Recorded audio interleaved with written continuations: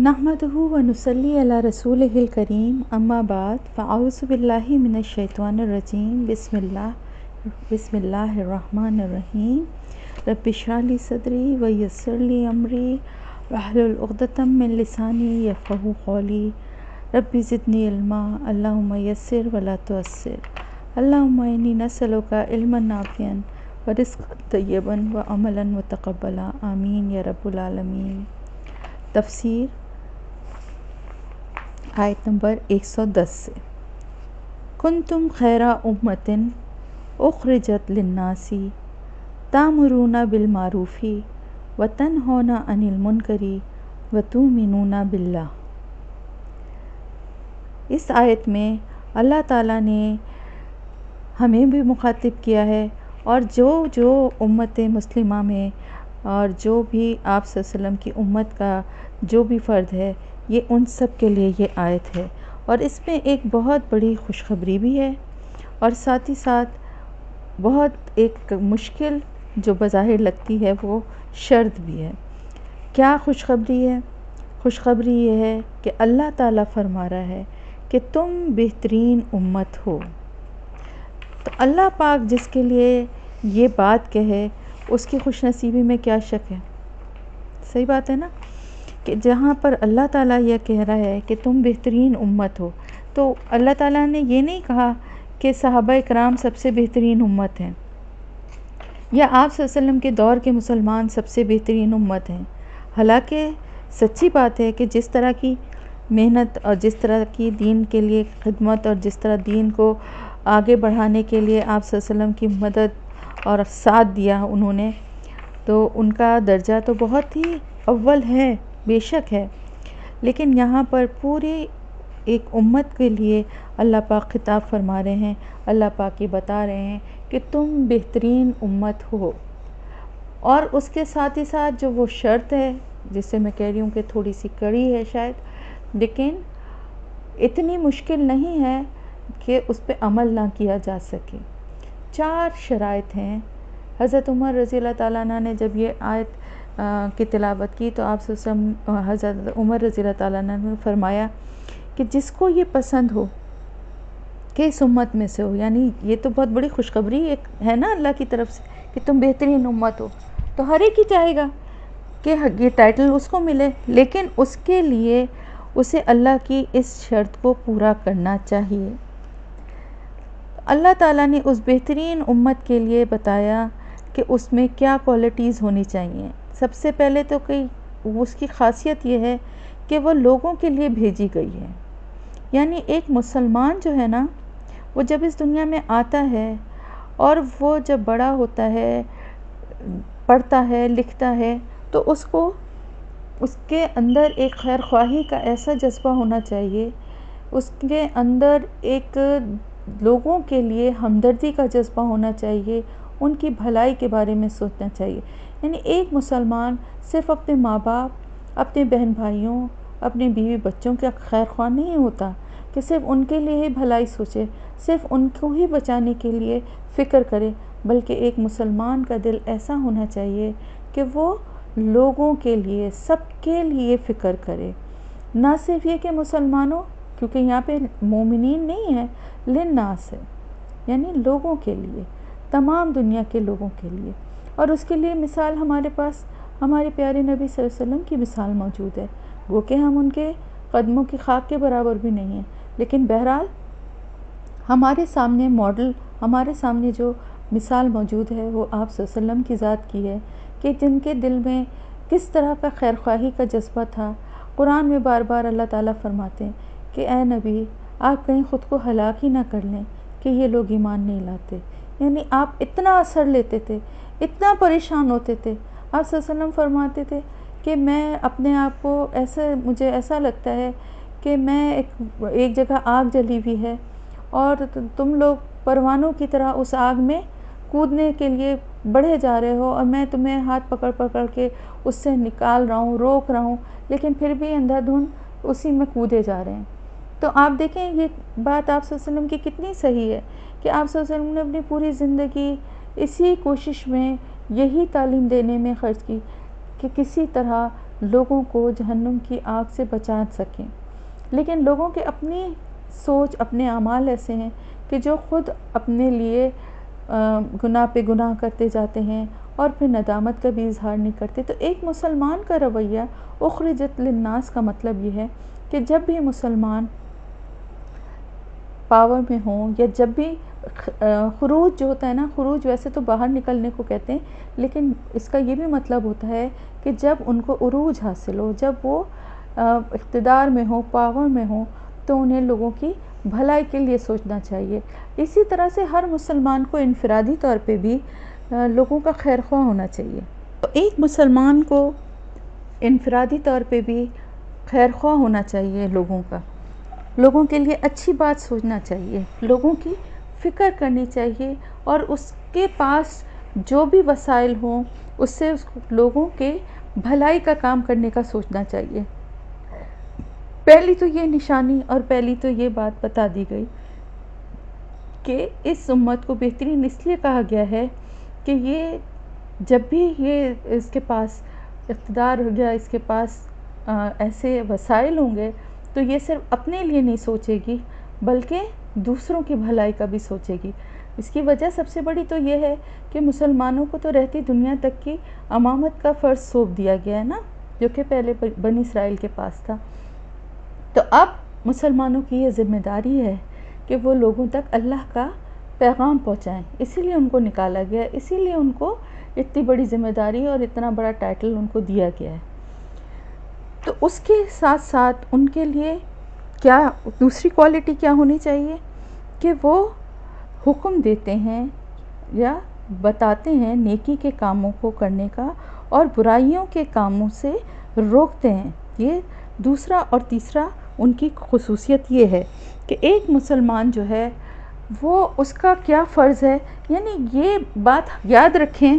کہ یہ کسی ایک خاص طبقے یا کسی ایک گروہ کی بات نہیں ہوتی کہ جس کو یہ ذمہ داری دے دی گئی ہے کہ وہ لوگوں کو صحیح اور غلط کی تعلیم دیتا رہے اور وہ لوگوں کی رہنمائی کرتا رہے، لوگوں کو برے کاموں سے کرنے سے روکے اور اچھائی کی طرف راغب کرے، ان کو دعوت دے،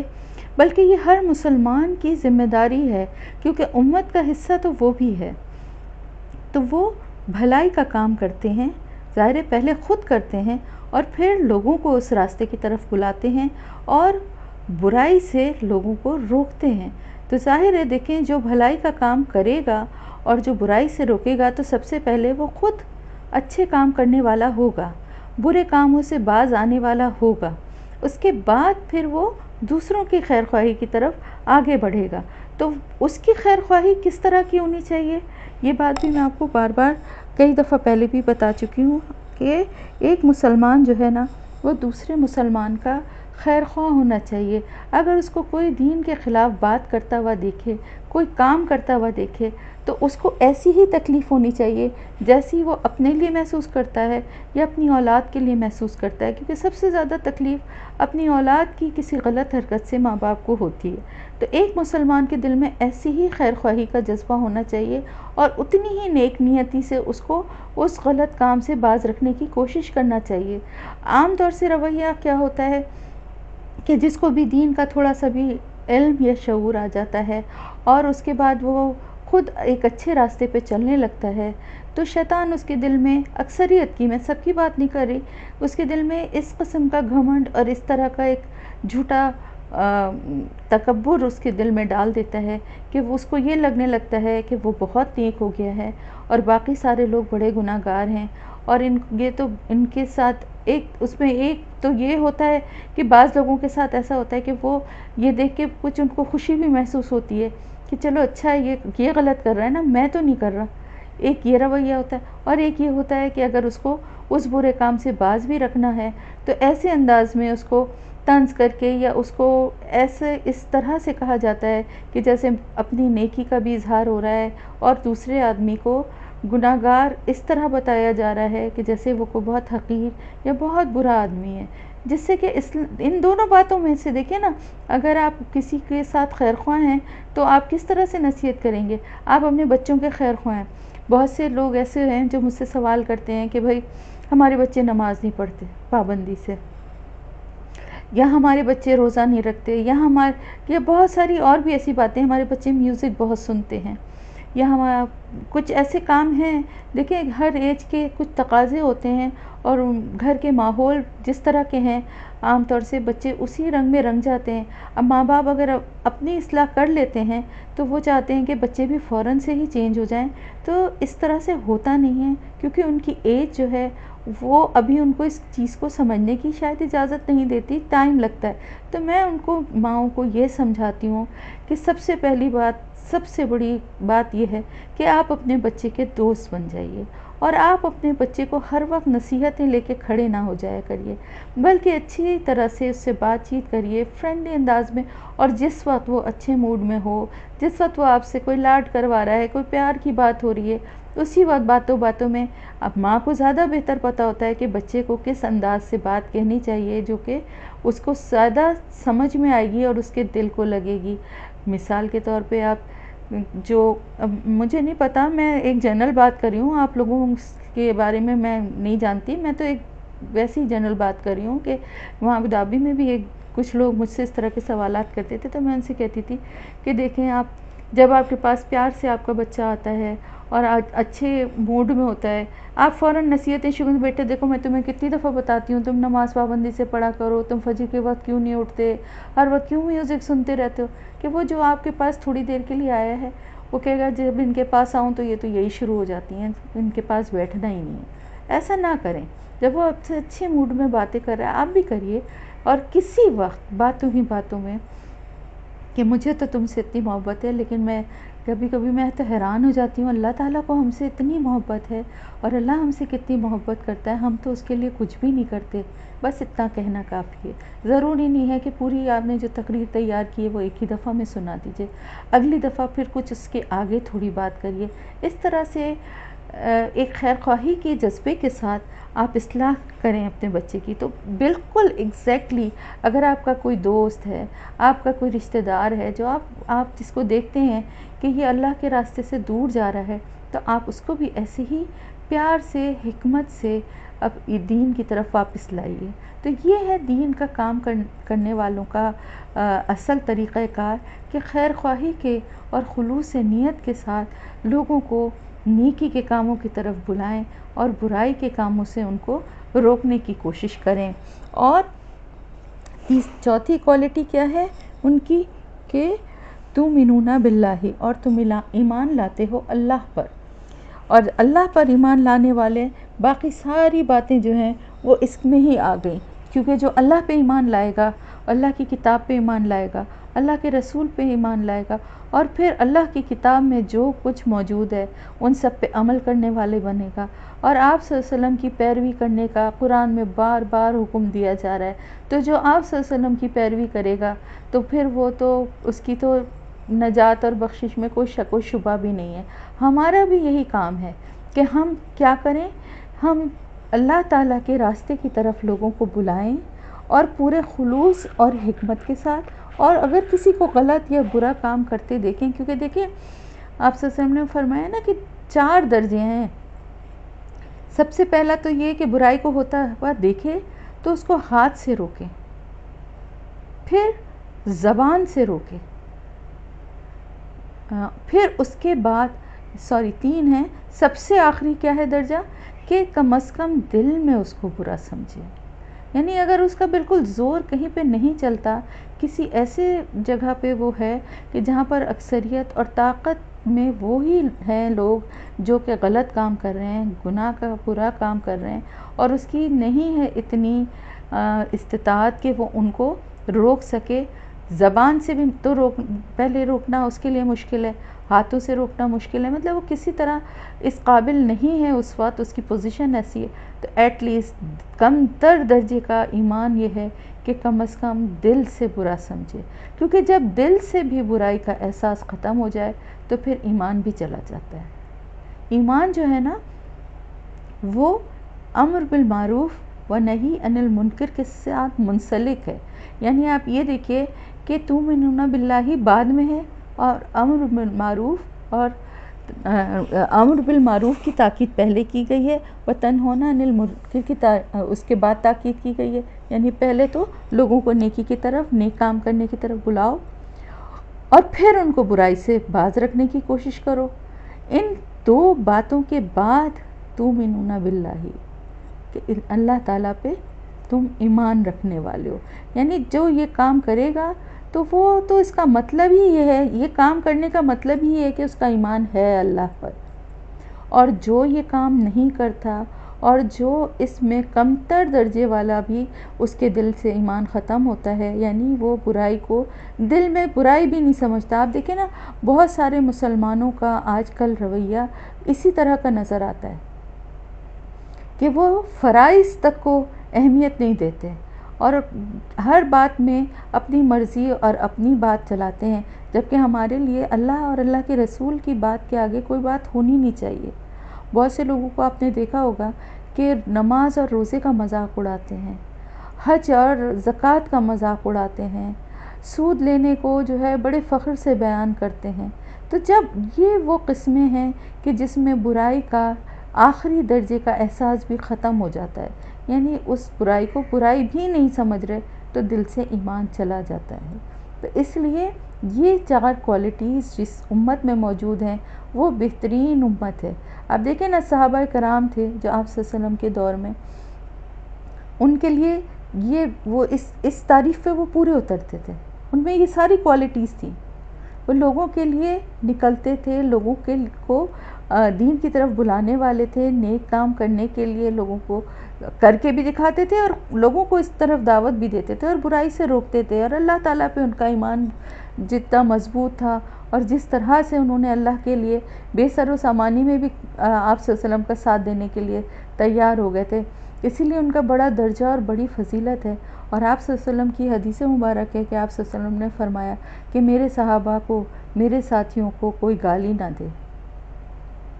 کیونکہ تم میں سے کوئی اگر احد کے برابر بھی سونا لے کر آ جائے گا تو ان میں سے کسی ایک کا 1 کلو بھی خرچ کیا ہوا سونا جو ہے وہ اس کا بھی مقابلہ نہیں کر سکتا۔ آپ سوچیں، احد پہاڑ جو لوگ حج اور عمرے کے لیے گئے ہوں گے انہوں نے تو خیر دیکھا ہوگا یقیناً، لیکن ویسے بھی تصویروں میں اور اس میں بہت سارے لوگ دیکھ لیتے ہیں، یا اگر کسی نے نہیں بھی دیکھا تو آپ صرف ایک امیجن کریں، ایک کسی چھوٹی سی پہاڑی کا تصور کریے اور آپ سوچئے کہ اس کے برابر سونا، آپ سوچیں کتنا سونا ہوگا وہ، اور احد پہاڑ کے برابر سونا تو میرے خیال سے ساری دنیا کا بھی سونا جمع ہو جائے تو احد پہاڑ کے برابر نہیں ہو سکتا۔ اور آپ صلی اللہ علیہ وسلم نے فرمایا کہ وہ بھی کچھ نہیں ہے۔ کیوں؟ کبھی غور کریں ان کی زندگیوں پر اور اپنی زندگیوں پر۔ ہمیں تو ایک بنا بنایا دین مل گیا جس کے ٹائٹل میں ہم نے اپنے آپ کو سیکیور کر لیا اور بڑے فخر سے بیان کرتے ہیں کہ ہم مسلمان ہیں، کیونکہ ہمیں کچھ کرنا ہی نہیں ہے، صرف ہمارے پاس یہ ٹائٹل آ گیا ہے، باقی اس کے لیے ہم نے کوئی محنت، کوئی مشقت کچھ بھی نہیں کی۔ لیکن صحیح معنوں میں اصل اس ٹائٹل کے حقدار اور اس کو ایک باعث عزت و احترام ٹائٹل بنانے والے آپ صلی اللہ علیہ وسلم کے ساتھی تھے نا، جنہوں نے انتہائی بے سر و سامانی میں، جنہوں نے اپنے گھر بار، اپنا مال اسباب، یہاں تک کہ اپنے بیوی بچے، بعض دفعہ اپنی جانیں بھی قربان کر دیں، لیکن جہاں اللہ اور اس کے رسول کا حکم آ گیا وہاں پیچھے نہیں ہٹے۔ ایک دفعہ بھی نہیں سوچا کہ ایسا کیسے میں کر لوں، اس کے لیے کیا کروں اور اپنی جان کیوں دے دوں اور میرے بچوں کا کیا ہوگا اور میں سب مال اور اسباب چھوڑ کے آ رہا ہوں تو آگے کیسے زندگی گزرے گی۔ ایک دفعہ بھی نہیں سوچا، صرف اللہ اور اس کے رسول کی بات پر لبیک کہی۔ تو ان کا اجر و ثواب اور ان کا درجہ بہترین ہے، وہ بہترین لوگ تھے۔ اور اللہ پاک نے بھی ان کے لیے، دیکھیں، عشرہ مبشرہ ان میں سے ہی تھے جن کو زندگی میں جنت کی بشارت مل گئی، ان سے زیادہ خوش قسمت لوگ کون ہوں گے؟ تو وہ بہترین لوگ ہیں۔ اور آپ صلی اللہ علیہ وسلم نے فرمایا کہ میرے صحابہ جو ہیں وہ بہترین لوگ ہیں، یعنی بہترین لوگ میرے دور کے لوگ ہیں، اور پھر وہ جو ان سے ملیں گے اور پھر وہ جو ان سے ملیں گے، یعنی ملیں گے سے مطلب ہے جو ان کے بعد آئیں گے۔ تو بہترین لوگ میرے دور کے لوگ ہیں، اور پھر اس کے بعد جو صحابہ کے بعد تابعین، اور پھر تابعین کے بعد تبع تابعین۔ تو اس طرح سے درجہ بدرجہ ہیں، یعنی ان لوگوں کا مقابلہ اعمال اور نیکی کے حساب سے ہم میں سے کوئی سوچ بھی نہیں سکتا، کیونکہ ایک ایسے دین کے لیے جس وقت کے انتہائی کمزور تھا، جس وقت صرف قربانیاں چاہیے تھیں، جس وقت ہر طرح کا مال و اسباب سے لے کے جان تک کی قربانی چاہیے تھی، وہ اس سے پیچھے نہیں ہٹے نا. تو ان کا درجہ بے شک وہ بہترین، تو ہم میں سے بہترین تو وہ ہیں، لیکن اس پوری امت کے لیے اللہ تعالیٰ فرما رہا ہے کہ یہ امت ہی بہترین لوگوں پہ ہے. جی آگے اللہ تعالیٰ فرما رہے ہیں وَلَوْ، اور اگر آمنا اہل الکتاب، اگر ایمان لے آتے اہل کتاب تو البتہ بہتر ہوتا ان کے لیے. یعنی اہل کتاب یہاں پر کن اہل کتاب کا ذکر ہو رہا ہے؟ ظاہر ہے آپ کو معلوم ہے کہ یہ صورت مدنی ہے، اور مدینے میں رہتے ہوئے جن سے سب سے پہلے ڈائریکٹ سابقہ پڑا مسلمانوں کا جن اہل کتاب سے، وہ یہودی تھے. اور یہودی آپ کو معلوم ہے کہ بنی اسرائیل کی قوم جو تھی وہ مسلمانوں سے پہلے ان کو ہی منتخب کیا گیا تھا اور ان کو ہی امامت دی گئی تھی، جو کہ ان کے بہت سارے ان کی نافرمانیوں اور گناہوں کی وجہ سے ان سے یہ ٹائٹل واپس لے لیا گیا تھا. آگے بھی اس کی بھی تفصیل آ رہی ہے. تو اللہ تعالیٰ فرما رہا ہے کہ اگر وہ اہل کتاب جو تھے وہ بھی ایمان لے آتے تو بہتر ہوتا ان کے لیے. یعنی اگر وہ اپنی کتاب اور اپنے نبیوں پر ایمان لا کے اسی پہ جمے رہتے اور اسی کے حساب سے اپنی زندگی کو گزار رہے ہوتے تو یہ بہتر تھا. اور اگر نہیں بھی تھا تو اب جب یہ کتاب اور یہ رسول آ گیا، آخری رسول جس کو وہ پہچانتے بھی تھے، تو اگر اس پہ ایمان لانے والے وہ بن جاتے تو یہ ان کے لیے بہتر ہوتا،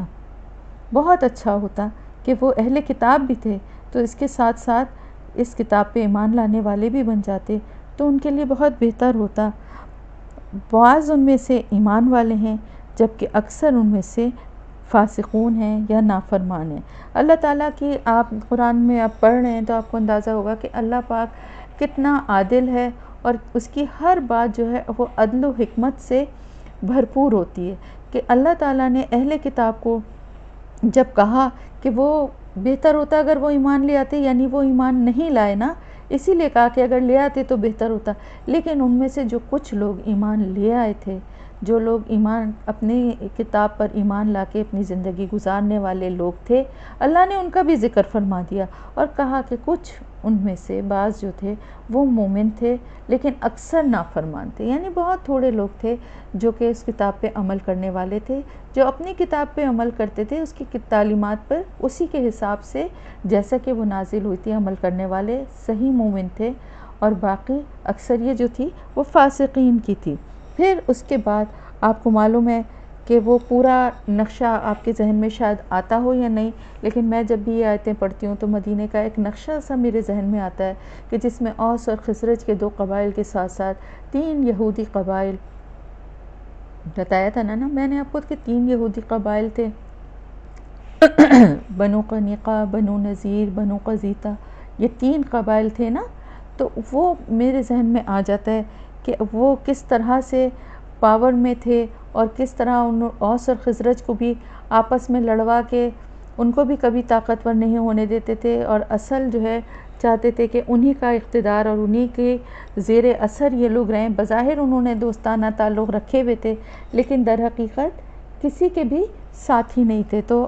جب آپ صلی اللہ علیہ وسلم مدینہ آئے اور آپ صلی اللہ علیہ وسلم نے دین کی تبلیغ اور لوگ ایمان لانا شروع ہوئے تو طرح طرح سے آپ کو نے سورہ بقرہ میں بھی پڑھا اور یہاں پہ بھی آپ کئی جگہ پڑھ چکے ہیں کہ طرح طرح سے وہ لوگوں کے دلوں میں شکوک و شبہات بھی ڈالتے تھے اور ان کو بددل بھی کرتے تھے اسلام سے. اور اس کے ساتھ ساتھ جہاں بھی موقع ملتا تھا تو ہر طرح سے جو ہے وہ لوگوں کو گمراہ بھی کرتے تھے اور ہر طرح سے مسلمانوں کو، خاص طور سے آپ صلی اللہ علیہ وسلم کو تکلیف پہنچانے کی کوشش کرتے تھے، سازشیں کرتے تھے اور بدگمانی اور شکوک و شبہات پیدا کرتے تھے. تو اللہ تعالیٰ فرما رہے ہیں کہ ہرگز بھی نہیں وہ کوئی نقصان پہنچا سکیں گے، سوائے اس کے کہ اپنی باتوں سے، اپنی حرکتوں سے کوئی اذیت اور تکلیف جو وہ دیتے ہیں، اس کے علاوہ وہ کچھ بھی نہیں بگاڑ سکیں گے تمہارا. اور اگر کبھی جنگ کا موقع آ گیا، یعنی جنگ کرنی پڑ گئی کہ ان کی تم سے جنگ ہو گئی، تو وہ پیٹ پھیر کے بھاگیں گے. اور وہ کوئی مدد نہیں دیے جائیں گے۔ یہ جو ہے یہ اللہ پاک کی ایک طرح سے پیشن گوئی تھی، اور آگے سورہ حشر تک انشاءاللہ جب ہم پہنچیں گے تو ان کا کیا انجام، کس طرح سے وہ مارے گئے اور کس طرح جلا وطن ہوئے کہ مدینہ سے ان کا نام و نشان ہی مٹ گیا، تو یہ ساری باتیں انشاءاللہ آگے ہم پڑھیں گے۔ تو یہاں پر اللہ تعالیٰ مومنین کو اور خاص طور سے آپ صلی اللہ علیہ وسلم کی دلجوئی اور تسلی کے ساتھ کے لیے یہ الفاظ اللہ پاک نے قرآن میں اتارے ہیں کہ یہ کوئی بھی نقصان تمہیں نہیں پہنچا سکتے، یعنی ان سے کوئی ڈرنے کی ضرورت نہیں ہے، کیونکہ ان میں حوصلہ ہے ہی نہیں۔ یہ تو صرف چھپ کے سازشیں کرنے والے ہیں، یا پھر کچھ ایسی باتیں کرنے والے تکلیف دہ ہیں کہ جس سے مسلمانوں کے دلوں کو تکلیف ہوتی تھی۔ ظاہر ہے آپ صلی اللہ علیہ وسلم کے بارے میں الٹی سیدھی یا آپ کی بات میں سے کوئی بات پکڑ کے اس کا مذاق بناتے تھے، تو اس سے مسلمانوں کو تکلیف ہوتی تھی۔ تو اللہ تعالیٰ کہہ رہا ہے کہ صبر کریں، کیونکہ یہ ان کا انجام کیا ہے کہ یہ مقابلہ ہوتے ہی سامنے لڑنے اور مقابلہ کرنے کی ان میں نہ صلاحیت ہے اور نہ حوصلہ ہے، اور اگر کبھی ایسا کرنا پڑے گا تو یہ پیٹھ پھیر کے بھاگیں گے اور کہیں سے بھی ان کو کوئی مدد نہیں مل سکے گی۔ ظاہر ہے ان کو مدد کہاں سے ملے گی؟ اوس اور خزرج جو دو قبیلے تھے جن کے ساتھ ان کے تعلقات تھے، مسلمان ہونے کے بعد ظاہر ہے وہ تو ان کے ویسے ہی مخالف ہو گئے، اس کے علاوہ پورے عرب کے اور دوسری جگہوں کے علاقوں کے جو بھی قبیلے تھے ان کی بھی ان کے ساتھ کوئی ایسی ہمدردی یا تعلقات نہیں تھے، کیونکہ یہ اہل کتاب ہونے کی وجہ سے یہ تو اپنے غرور اور تکبر میں ہی رہتے تھے نا۔ تو پھر اللہ تعالیٰ فرما رہا ہے کہ ضربت علیہم الذلۃ،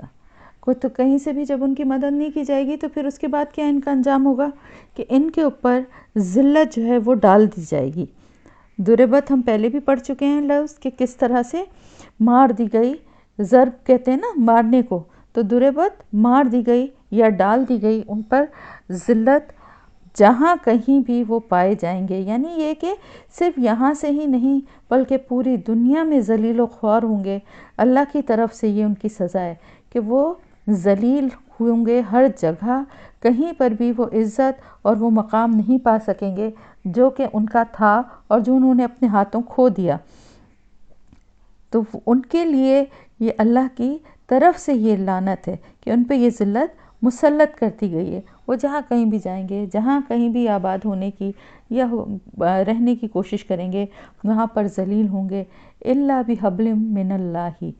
سوائے اس کے کہ وہ اللہ کی رسی کو پکڑ لیں، یعنی اللہ کے ساتھ اپنے تعلق کو، حبل من اللہ، حبل کہتے ہیں رسی کو، رسی کیا ہے؟ یہ دین ہے اللہ کی رسی۔ تو اگر ان کے لیے صرف یہی ایک راستہ ہے کہ اگر وہ عزت چاہتے ہیں اور اس ذلت سے نکلنا چاہتے ہیں تو اللہ کے دین کو تھام لیں، اللہ کے دین کی طرف آ جائیں، وَحَبْلٍ مِّنَ النَّاسِ، یا پھر لوگوں سے رسی کے ذریعے، یا یہاں پر لوگوں سے رسی کے ذریعے کا کیا مطلب ہے کہ دوسرے لوگوں سے جیسے کہ مسلمان ہیں ان سے معاہدے کر کے اپنے بچاؤ کر لیں۔ یعنی اگر ایمان نہیں لاتے،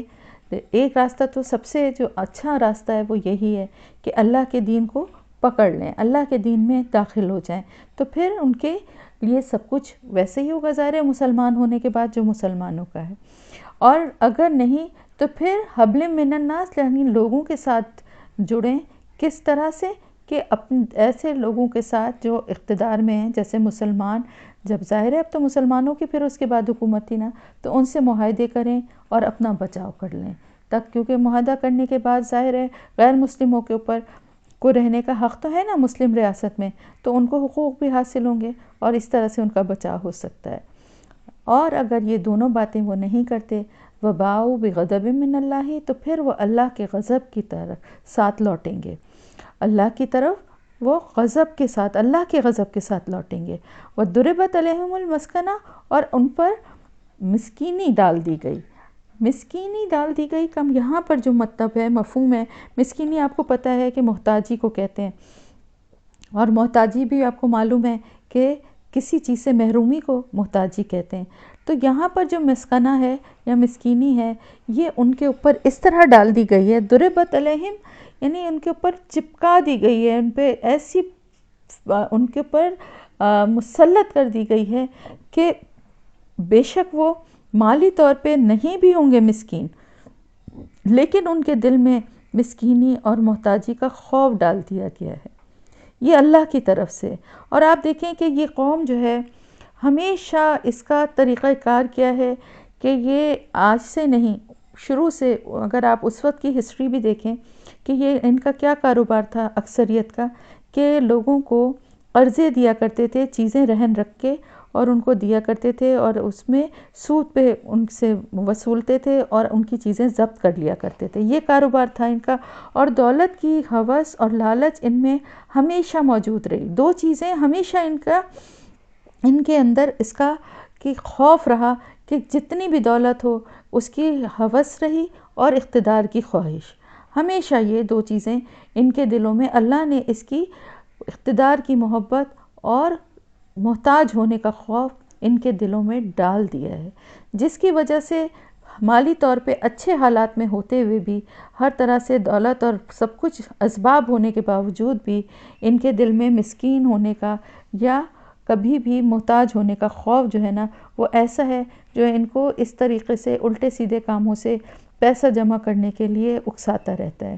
اور یہ کس لیے ایسا ہوا؟ اس کی وجہ کیا تھی؟ اس کی وجہ یہ تھی کہ یہ انکار کرتے تھے اللہ کی آیات کا، اور قتل کرتے تھے نبیوں کو ناحق۔ اب آپ دیکھیے یہ دو باتیں جو ہیں، یہ کتنے بڑے گناہ کبیرہ ہیں، کتنے بڑے گناہ ہیں کہ اللہ پاک نے فرمایا کہ ایک تو اللہ کی آیت کا انکار، جب اللہ کی آیت کا انکار کریں گے تو پھر تو ظاہر ہے دین سے خارج ہی ہو گئے نا، اور پھر اس کے بعد گناہ کبیرہ، یعنی کسی انسان کا قتل ہی کتنا بڑا گناہ ہے، نہ کہ نبیوں کا قتل کرنا۔ نبی جو ہوتا ہے وہ اللہ کا نمائندہ ہوتا ہے دنیا میں، اور نبی جو ہوتا ہے وہ اپنے امت کا اور انسانیت کا خیر خواہ ہوتا ہے۔ وہ اللہ کے بتائے ہوئے راستے پہ خود بھی چلتا ہے اور دوسروں کو اس کی دعوت دیتا ہے، اللہ کا پیغام لے کر آتا ہے۔ تو یہ اللہ کے منتخب بندے جو کہ اللہ کے نمائندے ہیں دنیا میں، یہ بہت ہی زیادہ قابل عزت و احترام ہے۔ ایک عام انسان کے قتل کا گناہ اتنا بڑا ہے، تو ان لوگوں کا جو کہ اللہ کی طرف سے منتخب کیے گئے اور اس دنیا میں بھیجے گئے اللہ کے نمائندے بنا کے، ان کا قتل کرنا کتنا بڑا گناہ ہوگا۔ اور بنی اسرائیل کی یہ عادت اور یہ وتیرہ بن گیا تھا کہ ایک تو پیغمبروں کی تکذیب کرتے تھے، کھلم کھلا نافرمانی کرتے تھے، اللہ کی آیات کا کھلم کھلا انکار کرتے تھے، اور ساتھ ہی ساتھ ان پیغمبروں کو قتل بھی کر دیا کرتے تھے۔ اور ہمیں بہت سے ایسے نبیوں کے واقعات بھی ہیں، کچھ کے ہمیں نام معلوم ہیں، اور بہت سارے ایسے ہیں کہ جن کے ہمیں نام بھی نہیں معلوم۔ روایت کے مطابق یہ پتہ چلتا ہے کہ بعض دفعہ ایک دن میں 70 نبیوں کو بھی قتل کیا ہے بنی اسرائیل میں۔ تو جو مشہور ہمارے سامنے نام ہیں وہ حضرت زکریا علیہ السلام ہیں، حضرت یحییٰ علیہ السلام ہیں، اور حضرت عیسیٰ علیہ السلام کو بھی قتل کرنے کے لیے وہ تیار تھے، یعنی اس سلسلے میں بھی وہ چاہتے یہی تھے کہ ان کے قتل کا فیصلہ ہو، لیکن وہ اللہ کے حکم سے ان کو اٹھا لیا گیا۔ تو دونوں طرح سے یعنی نافرمانی پہ نافرمانی تھی، اللہ کی آیات کا بھی انکار اور ساتھ ہی ساتھ پیغمبروں کے قتل کے بھی مرتکب ہو رہے تھے۔ تو اللہ کی آیات کا انکار یعنی جو کچھ بھی اللہ کے احکامات تھے ان کو ماننے سے انکار کر دیتے تھے۔ اس کی مثال ہمیں بہت ساری ہیں ہمارے پاس، کہ جیسے جب حضرت موسیٰ علیہ السلام فرعون کے سے نجات دلا کے اور بنی اسرائیل کو لے کے جا رہے تھے، تو وہاں پر سمندر کے کنارے پہنچ کر انہوں نے جب آگے سمندر دیکھا اور پیچھے فرعون کا لشکر آتا ہوا دیکھا، تو فوراً شکوہ اور شکایت اور ناشکری کی باتیں کرنے لگے کہ موسیٰ تم نے ہمیں کس حال میں لا کے ڈال دیا اور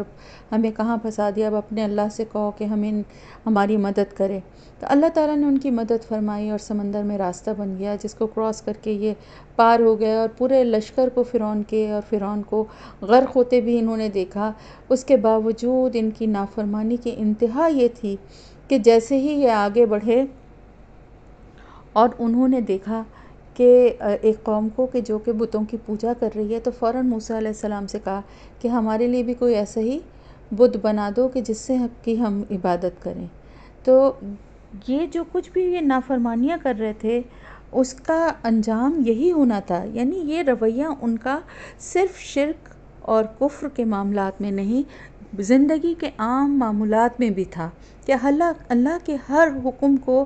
ماننے سے انکار کر دیتے تھے، نافرمانی کرتے تھے اور سوال جواب حجت بازی کرتے تھے، جیسا کہ من و سلویٰ کا ان پہ نازل کیا گیا، ان کے اوپر بادلوں کا سایہ تھا، من و سلویٰ آسمان سے ان پہ نازل کیا گیا کھانے کے لیے، لیکن اتنی اعلیٰ اللہ کی نعمتوں کو چھوڑ کے انہوں نے دال اور پیاز اور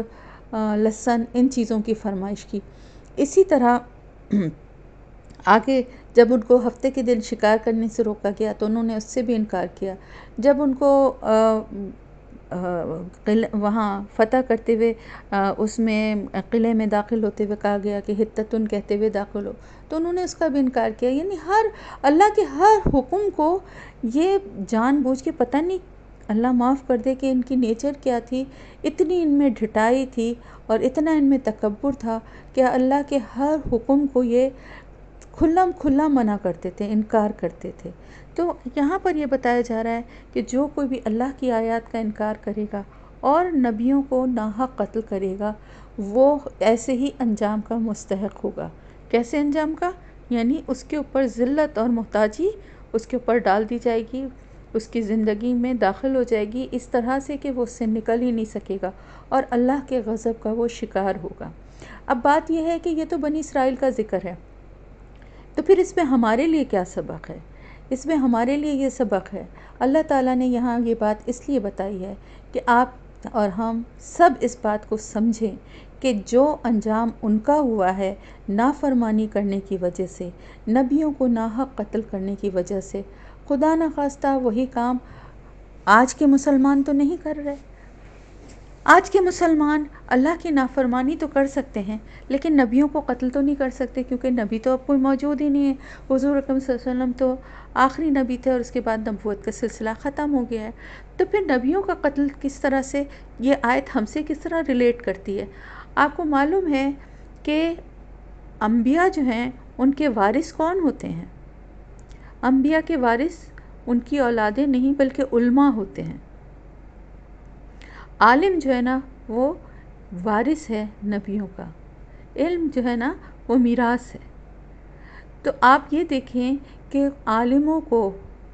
کے ساتھ جو برا سلوک کرتے ہیں، آج کل کے زمانے میں نبی موجود نہیں ہیں لیکن اللہ کی دعوت دینے والے، اللہ کے لیے کام کرنے والے، اللہ کے دین کو پھیلانے والے لوگ تو موجود ہیں نا۔ تو جو ان کو ناحق قتل کرتے ہیں، آپ دیکھیے یہ کتنا برا ایک رجحان اس معاشرے میں پلنے لگا ہے اور کس طرح ڈیولپ ہو گیا ہے کہ جہاں کسی عالم کی یا کسی بات سے، اسکالر کی کسی بات سے اختلاف ہوا تو فوراً اس کے اوپر کفر کا فتویٰ لگا اور اس کو قتل کر دیا گیا۔ کہ آئے دن آپ دیکھیں پچھلے چند سالوں میں کتنے علماء اور کتنے اسکالرز جو ہیں وہ اس طرح سے قتل کیے گئے ہیں کہ ان کا پتہ ہی نہیں چلا قاتلوں کا۔ تو کون ہے یہ عالم جو دین کا کام کرنے والے لوگ ہیں؟ ان سے کسی کو کیا دشمنی اور عداوت ہے سوائے اس کے کہ وہ جو کام کر رہے ہیں اس کام سے دشمنی اور عداوت ہے۔ تو وہ جو نبی جو تھے ان سے بھی بنی اسرائیل کو کیا عداوت تھی؟ ان کی ذات سے کیا تکلیف تھی؟ یہی تکلیف تھی نا کہ وہ اللہ کے دین کی دعوت دیتے تھے، اللہ کی طرف بلانے والے لوگ تھے۔ تو آج بھی اگر کوئی یہ کام کرے گا کہ اللہ کے احکامات کی نافرمانی کرے گا، کس طرح سے نافرمانی کرے گا؟ کہ جیسے اگر کوئی یہ کہے کہ مجھے روزہ رکھنا میرے لیے بڑا مشکل ہے، نماز مجھ سے 5 وقت کی پڑھی نہیں جاتی، فجر کے وقت تو مجھ سے اٹھا ہی نہیں جاتا، عشاء کی نماز تک تو میں تھک جاتی ہوں، مجھ سے پڑھی ہی نہیں جاتی، نعوذ باللہ استغفر اللہ، میں یہاں پر جو بھی بات کرتی ہوں ایک جنرل بات کرتی ہوں، میرے مخاطب صرف آپ لوگ نہیں بلکہ میں آپ کو ایک جنرل بات بتا رہی ہوں کہ آپ نے بھی شاید ایسے لوگ دیکھے ہوں، میں نے تو دیکھے ہیں کہ جو کھلا نماز اور روزے کا مذاق اڑاتے ہیں اور کہتے ہیں کہ ہاں اگر ہم نہیں بھی کرتے تو کوئی بات نہیں، اللہ تعالیٰ بڑا غفور الرحیم ہے، ہم تو اللہ جانتا ہے ہماری نیت، ہم کسی کو دکھ نہیں دیتے، ہم کسی سے جھوٹ نہیں بولتے اور ہم کسی کو نقصان نہیں پہنچاتے، تو نماز تو اللہ اور بندے کا معاملہ ہے، جبکہ فرائض میں کوئی چھوٹ نہیں ہے اور نماز کا تو سب سے پہلا سوال ہوگا۔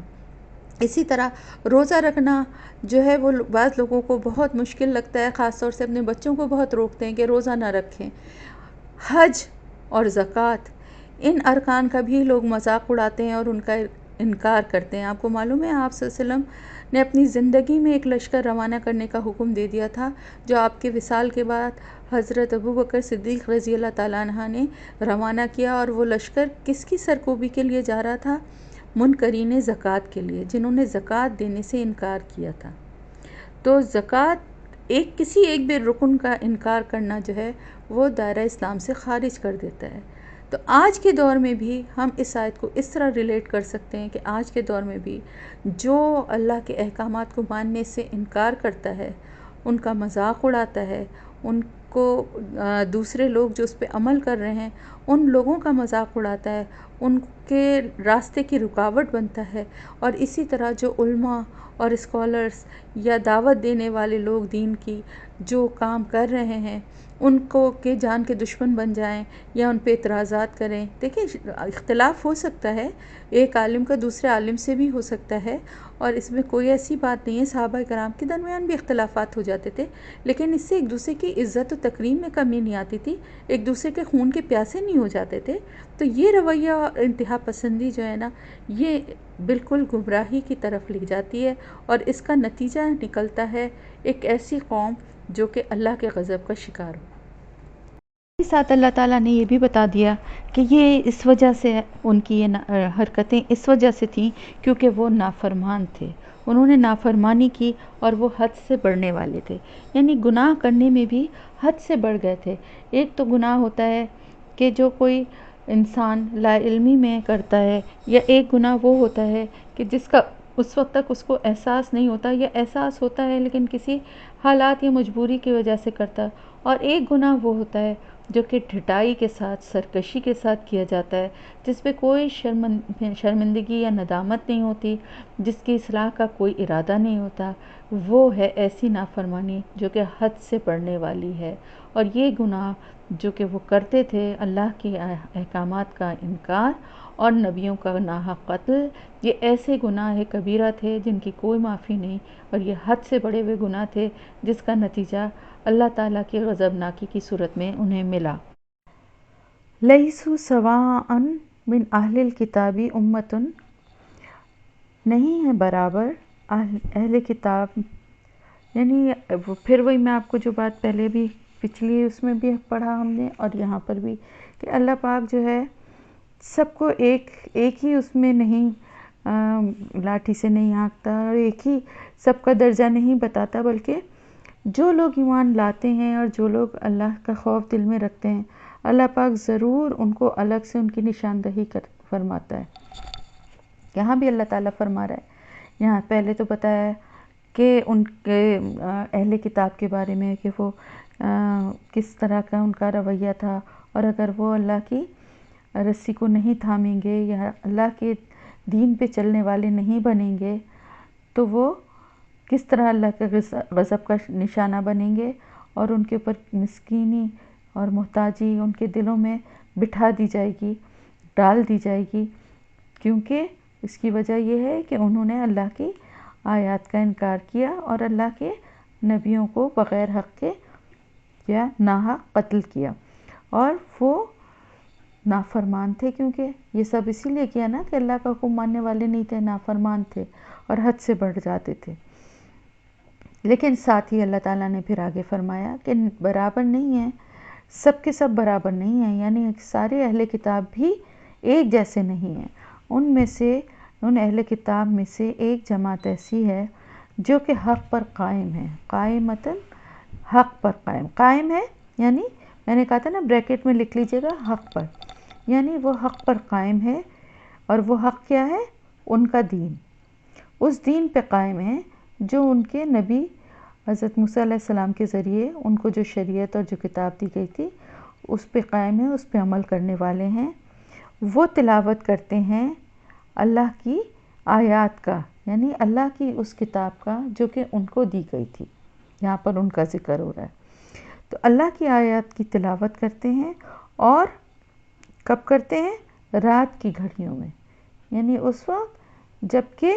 کوئی اور نہیں سننے والا اور دیکھنے والا، اللہ دیکھنے والا ہوتا ہے، تنہائی میں رات کے وقت بھی اللہ کی آیات کی تلاوت کرتے ہیں اور سجدے کرتے ہیں۔ تو یہ دو کوالٹیز یا یہ جو دو اللہ تعالیٰ نے عبادت کی شکل بتائی ہیں یہ بہترین ہیں سب سے زیادہ. رات کی عبادت جس میں کہ ہمارے لیے مسلمانوں کے لیے عشاء کی نماز بھی رات کی عبادت میں آ جاتی ہے اور تہجد کی نماز بھی رات کی عبادت میں آ جاتی ہے اور فجر کی نماز بھی رات کی عبادت میں آ جاتی ہے. ٹھیک ہے. اور اس کے علاوہ جو تلاوت کی جاتی ہے جیسے کہ تہجد کی نماز میں بڑی صورتیں اگر یاد ہیں تو ان کی تلاوت کرنی چاہیے، تو اس کا بہت زیادہ ثواب ہے. قرآن کی تلاوت اور وہ بھی نماز میں اگر ہو تو وہ تو پھر اس کا ڈبل وہ ہو جاتا ہے نا. تو وہ لوگ جو ہیں یہاں پر جن کا ذکر ہو رہا ہے اہل کتاب کا، کہ ان میں سے بھی ایک جماعت ایسی ہے، ایک گروہ ایسا ہے. سب برابر نہیں ہیں، سب نافرمان نہیں ہیں، سب حد سے بڑھے ہوئے نہیں ہیں، بلکہ ایک گروہ یا ایک جماعت یا کچھ لوگ ایسے بھی ہیں جو کہ حق پر قائم ہیں اور وہ اللہ کی آیات کی تلاوت بھی کرتے ہیں رات کی گھڑیوں میں اور سجدے بھی کرتے ہیں، یعنی اللہ کی عبادت کرتے ہیں، ایک اللہ کی عبادت کرتے ہیں اور اسی کتاب پہ ایمان رکھتے ہیں جو ان پہ نازل کی گئی، ان کے نبی پہ نازل کی گئی. تو وہ لوگ جو ہیں ان کی یہ کوالٹیز تھیں اور وہ لوگ یہ اہل کتاب کا ذکر ہے اور جو مسلمان ہیں ان کے لیے بھی یہی کوالٹیز سب سے زیادہ اہم ہوتی ہیں کہ وہ اللہ کی کتاب کی تلاوت کرنے والے بھی ہوں اور اللہ کے آگے سجدہ گزار بھی ہوں. تو آپ دیکھیں کہ جو لوگ ایسے تھے جن کے دل اتنے نرم تھے اور جو اپنے دین پر پوری اچھی طرح کاربند تھے، تو یؤمنون باللہ والیوم الآخر، وہ ایمان رکھتے تھے اللہ پر اور آخرت کے دن پر، اور ان میں وہی کوالٹیز تھیں جو اللہ پاک نے اس امت کے لیے بتائی ہیں نا. تو وہی کوالٹیز ان میں بھی تھیں کیونکہ ان کو پہلے یہ امامت دی گئی تھی، تو ان کی امت میں بھی یہی کوالٹیز موجود ہونا چاہیے تھیں، لیکن کچھ لوگوں کے علاوہ کسی میں بھی نہیں تھیں. تو وہ کچھ لوگ جو اللہ کی کتاب پر ایمان رکھنے والے اور اس پہ عمل کرنے والے تھے، تو وہ کیا کرتے تھے؟ یامرون بالمعروف، وہ نیکی کا یا بھلائی کا حکم دیتے تھے اور برے کام سے روکتے تھے. وَيُسَارِعُونَ فِي الْخَيْرَاتِ، اور وہ جلدی کرنے والے، سرا کہتے ہیں جلدی کو، عجلت کو، وہ جلدی کرتے تھے نیکی کے کاموں میں. خیر کہتے ہیں نیکی کے کام کو، خیرات پلورل ہے نیک کاموں میں. ٹھیک ہے. ہمارے یہاں خیرات جو بھیک کی شکل میں دی جاتی ہے اس کو کہتے ہیں، لیکن عربی زبان میں خیرات کا مطلب ہوتا ہے نیکی کے کام. تو نیکی کے کاموں میں عجلت کرتے تھے، جلدی کرتے تھے. آپ کو پتہ ہے نا کہ سابقون اور اولون کا بہت درجہ ہے. یعنی سابقون اور اولون کون ہوتے ہیں؟ جو نیکی کے کام میں پہل کرنے والے ہوتے ہیں، جو آگے بڑھ کے نیکی کا کام کرتے ہیں اور باقی لوگ پھر ان کی تقلید کرتے ہیں. تو ان باقی لوگوں کا ثواب کے میں سے بھی ان کا حصہ ہوتا ہے، کیونکہ ان کو دیکھ کے لوگ اس راستے کی طرف آتے ہیں. تو ہمیشہ نیکی کا کام کرنے کے لیے، دین کا کام کرنے کے لیے پہل کرنے والا بننا چاہیے. تو جو پہل کرنے والا ہوتا ہے، پیروی کرنے والے جو ہیں، وہ ان کے نیک عمل کا بھی حصہ ان کو ملتا ہے. ان کی نیکیوں اور ان کے ثواب میں کوئی کمی نہیں ہوتی، لیکن اللہ اپنی رحمت سے جو سبقت لے جانے والے ہیں ان کو ان کے حصے میں سے بھی دیتا ہے. تو وہ ان کی کوالٹیز ہیں کہ وہ نیکی کے کام کرنے میں جلدی کرتے تھے، اور یہی لوگ ہیں جو کہ صالحین میں سے ہیں. تو یہ جو کوالٹی تھی اس گروہ کی، جو اہل کتاب کے گروہ کی بتائی جا رہی ہے، کہ وہ یہ ساری کوالٹیز ان میں موجود تھیں، اور ان میں سے اکثریت جو تھی وہ اسلام بھی لے آئی تھی، کیونکہ ان کے دل پہلے ہی اللہ کی ذکر اور اللہ کی کتاب اور اللہ کی خشیت سے نرم ہو چکے تھے، اور اس کے ساتھ ساتھ انہوں نے دین کو اور اللہ کی کتاب کو، قرآن کو بھی فوراً پہچان لیا، اور ان کے دلوں میں نرمی اور گداز تھا، فوراً ایمان لانے والے ہو گئے. اور آج بھی آپ دیکھیں، اکثر آپ اس طرح کے واقعات سنتے ہیں نا، فلاں عیسائی جو ہے یا فلاں یہودی جو ہے وہ ڈاکٹر یا سائنٹسٹ یا وہ جو ایمان لے آیا، اس لیے کہ ان کے دلوں میں اللہ کے ذکر سے نرمی ہوتی ہے. وہ اپنی کتابوں کو پڑھنے اور عمل کرنے والے ہوتے ہیں، تو اللہ پاک کی اس کتاب کو بھی پہچان لیتے ہیں۔ بہت سے لوگ ایسا بھی سنتے ہیں نا کہ قرآن کی تلاوت سن کے آج بھی ایسے واقعات ہوتے ہیں کہ لوگ ایمان لے آتے ہیں۔ تو اللہ کی کتاب اور اللہ کے الفاظ میں بڑی کشش اور بڑا اس میں اثر کرنے کی صلاحیت ہے۔ تو جس کے دل میں اللہ تعالیٰ نے نرمی رکھی ہے، جس کے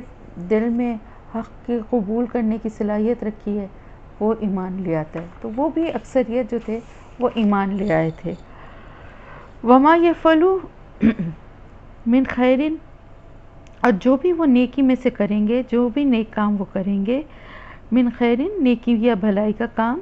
وما يفعلوا جو وہ کریں گے، فلن یکفروہ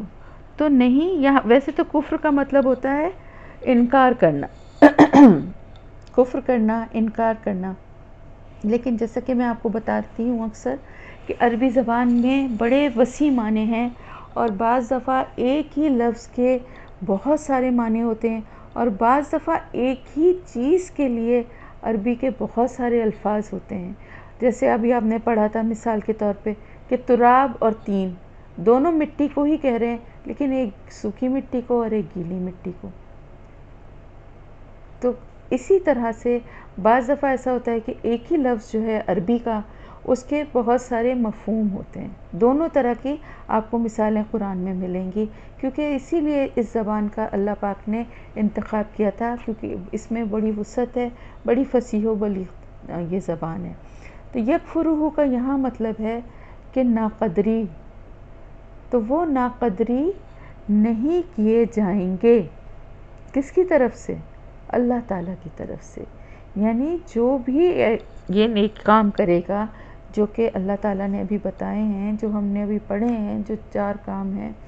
تو جو بھی ان نیک کاموں کو کرنے والا ہوگا تو اللہ تعالیٰ کے پاس اس کی ناقدری اس کے اعمال کی نہیں ہوگی۔ یعنی جو کوشش کر رہا ہے، جو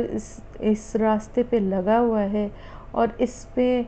چلنے کی کوشش کرتے ہوئے اس کو جو دشواری یا جو مشکلات ہیں، ان سب کی اللہ تعالیٰ قدردانی کرنے والا ہے۔ تو یہ بہت بڑا اعزاز ہے ان سب مسلمانوں کے لیے، اور اگر ہم ان کاموں پہ عمل کرنے والے ہیں، اس راستے پہ چلنے والے ہیں، تو ہمارے لیے بھی کہ اگر اس میں ہم ٹھوکر بھی کھاتے ہیں، ہم لڑکھڑاتے بھی ہیں، ہمیں دشواریاں بھی ہوتی ہیں، اور ہمیں مشکلات کا سامنا کرنا پڑتا ہے، لوگوں کی مخالفتیں ہمیں جھیلنا پڑتی ہیں، تو ان سب کی قدردانی کرنے والا اللہ تعالیٰ ہے۔ تو جب یہ یقین دہانی ہو تو پھر مشکلات آسان ہو جاتی ہیں۔ تو یہاں پہ اللہ پاک اسی لیے یہ بات جو ہے وہ بتا کے تسلی دے رہا ہے، اور دلوں کو حوصلہ بھی دے رہا ہے کہ اللہ تعالیٰ جانتا ہے پرہیزگاروں کو، جو بھی اللہ سے ڈرنے والے ہیں، جو بھی تقوی اختیار کرنے والے ہیں، اور اللہ کے ڈر کو دل میں لے کے اللہ کے کام کرنے والے ہیں، اور اللہ کے بتائے ہوئے راستے پہ چلنے والے ہیں، تو اللہ پاک ان کی ہرگز فلن ہے نا، یہاں لا نہیں ہے بلکہ لن ہے، ہرگز نہیں، ہرگز بھی ان کی ناقدری نہیں کی جائے گی۔ ان الذین کفروا، بے شک وہ لوگ، اب یہ تو نیک ان لوگوں کا ذکر ہو گیا کہ جو کہ اپنی کتاب پہ بھی ایمان رکھنے والے تھے، اور اس کے بعد پھر اس کتاب پہ بھی ایمان لانے والے ہیں، اور ہم سب بھی جو کہ اللہ کی کتاب اور اللہ کے ذات اور اللہ کے رسول پہ ایمان رکھنے والے ہیں، تو وہ ان کے ہر نیک عمل اور ہر نیکی کا اللہ پاک کے پاس حساب ہے، اور وہ بہترین قدردان ہے، اور وہ جاننے والا ہے جو بھی متقی ہیں ان کو۔ تو اب یہ یہاں پر ان کا ذکر ختم ہو کے اب ذکر ہو رہا ہے دوسرے قسم کا، بے شک وہ لوگ جنہوں نے کفر کیا، یعنی جو یہ ساری باتیں جاننے کے بعد، پڑھنے کے بعد، سمجھنے کے بعد، اپنی کتابوں کو، چاہے وہ اہل کتاب ہوں چاہے وہ مسلمان ہوں، جس تک اللہ کا پیغام پہنچ گیا اور اللہ تعالیٰ کے احکامات اس کے رسول کے ذریعے اس تک پہنچ گئے، اور اس کے بعد اس نے انکار کیا، لن تغنی، یہاں پر بھی لن ہے، یہاں پہ بھی لا نہیں ہے بلکہ لن ہے، ہرگز نہیں، تغنی کام آئے گی، انہم ان سے، اموالو ان کے مال، اور نہ ان کی اولاد، اللہ سے کچھ بھی، یعنی اللہ تعالیٰ کے غضب کے آگے کوئی چیز بھی جو ہے وہ ان کو بچا نہیں سکے گی، کچھ بھی کام نہیں آئے گا۔ دنیا جہان کے خزانے بھی چاہے ان کے پاس ہوں، چاہے ان کی اولادیں ہوں، جو کوئی بھی ہو، کچھ بھی اللہ کے آگے ان کے کام نہیں آ سکے گا، اور یہی وہ لوگ ہیں جو کہ اصحاب النار ہیں، جو ساتھی ہیں آگ کے۔ اصحاب النار کہا ہے، یعنی جہنم والے بھی نہیں کہا، بلکہ یہ کہا ہے کہ وہ آگ کے دوست ہیں۔ صحابی کس کو کہتے ہیں؟ دوست کو کہتے ہیں نا، ساتھی کو کہتے ہیں، تو وہ ساتھی ہیں آگ کے۔ یعنی یہ کہ ان کو ڈالا اس لیے نہیں جائے گا بطور سزا، بلکہ انہوں نے اس کو اپنا دوست بنا لیا ہے، اس کا انتخاب انہوں نے اپنے اس عمل کے ذریعے خود ہی کر لیا ہے، اور اس میں وہ ہمیشہ رہنے والے ہیں۔ یہ کافروں کے لیے ہر جگہ خالدون کا لفظ اسی لیے آتا ہے کیونکہ کافر جو ہیں وہ کبھی بھی جہنم سے نہیں نکل پائیں گے، اور ان کے لیے ہمیشہ کا عذاب ہے۔ تو یہ ان کے کفر کی وجہ سے ہے، اور ان کے اس کفر کے آگے اللہ سے ان کو کوئی بھی چیز نہیں بچا سکے گی، چاہے دولت ہو، چاہے اولاد ہو، چاہے اور جو بھی چیزیں ان کے پاس ہیں، ان کو اپنی مدد کے لیے بلا لیں۔ اللہ کے آگے کون مدد کر سکتا ہے؟ بات اصل میں یہ ہے کہ زندگی میں انسان جن دو چیزوں کے اوپر سب سے زیادہ بھروسہ کر رہا ہوتا ہے، اور جن دو چیزوں کو سمجھتا ہے کہ وہ اسے ہر مشکل اور مصیبت سے بچا لیں گے، ان میں سے ایک تو اس کا مال ہوتا ہے، جس کے لیے انسان سوچتا ہے اور جمع کرتا ہے، اور اس کے ذہن میں یہ خیال ہوتا ہے کہ کوئی بھی مشکل یا کوئی مصیبت ایسی آئی تو اس کے مال سے اس کو مدد ملے گی اور وہ اس مشکل سے نکل آئے گا۔ اور دوسری چیز ہوتی ہے اولاد، جس کے اوپر انسان کو بڑا مان ہوتا ہے، وہ سمجھتا ہے اس کو کہ کسی بھی پریشانی یا مشکل وقت میں اس کی اولاد جو ہے وہ اس کا ساتھ دے گی اور اس کو اس پریشانی سے نکال لے گی۔ اور ظاہر ہے یہ دونوں چیزیں بھی اللہ کی نعمتیں ہیں، اللہ کی طرف سے عطا کی ہوئی اس کی نعمتیں ہیں، جو کہ انسان جس پہ اتنا بھروسہ کر رہا ہوتا ہے۔ لیکن ہوتا کیا ہے کہ اللہ پہ توکل نہ کرنے کی وجہ سے جب آخرت میں پہنچتے ہیں تو وہی چیزیں، وہی اللہ کے انعامات جو کہ دنیا میں اس کو بہت کارآمد لگ رہے ہوتے ہیں اور لگتا ہے کہ اس کو ہر مشکل سے بچا لیں گے، وہاں پر بالکل اس کے لیے کسی فائدے کے باعث نہیں بن سکتے، کسی طرح اس کو بچا نہیں سکتے، بلکہ بعض دفعہ وہ مال اور وہ اولاد اس کو اور جہنم کی آگ کی طرف دھکیلنے والے بن جاتے ہیں، اس کا سبب بن جاتے ہیں۔ یعنی وہ مال جس کو غلط طریقے سے دنیا میں کمایا ہے یا غلط طریقے سے خرچ کیا ہے، یا وہ اولاد جس کی غلط تربیت کی اور جو غلط راستے پہ چلنے والی اور برائی کے کام میں مدد کرنے والی تھی، تو وہ وہاں پر آخرت میں مدد کرنے کے بجائے اس کو جہنم کی طرف دھکیلنے والی بن جائے گی۔ تو یہاں پر اسی لیے ان کافروں کا، اللہ کی آیات کا انکار کرنے والوں کے لیے ان کی سزا بھی بتا دی گئی کہ یہ سب کچھ ان کا اپنا ہی چنا ہوا ہے یہ راستہ، اور آگ کا راستہ جو ہے، اور وہ اس میں ہمیشہ رہنے والے ہیں۔ پھر ساتھ ہی ساتھ بتائی جا رہی ہے کہ ان لوگوں کی مثال جو خرچ کرتے ہیں دنیا کی زندگی میں، فی ہذہ حیات الدنیا، یعنی اب وہ لوگ جو کہ ویسے تو اللہ کی آیات کا انکار کرنے والے ہیں، کفر کرنے والے ہیں، لیکن وہ بھی دنیا کی زندگی میں خرچ کرتے ہیں۔ یہ پہلے بھی ہم اس سے ملتی جلتی آیات پڑھ چکے ہیں کہ یہ سوال بھی بعض دفعہ لوگوں کے ذہن میں آتا ہے کہ وہ لوگ جو کہ کافر ہیں وہ بھی تو اتنی نیکی کے کام کر رہے ہیں، وہ بھی تو اتنا فلاح و بہبود کے کام میں پیسہ خرچ کر رہے ہیں، تو ان کے ساتھ معاملہ ہوگا۔ تو یہاں پر بھی اس کا جواب دیا جا رہا ہے، اور اس سے پہلے بھی آیات میں اس کا جواب اللہ تعالیٰ کی طرف سے ہم پڑھ چکے ہیں کہ وہ لوگ جو کہ دنیا کی زندگی میں خرچ کر رہے ہیں،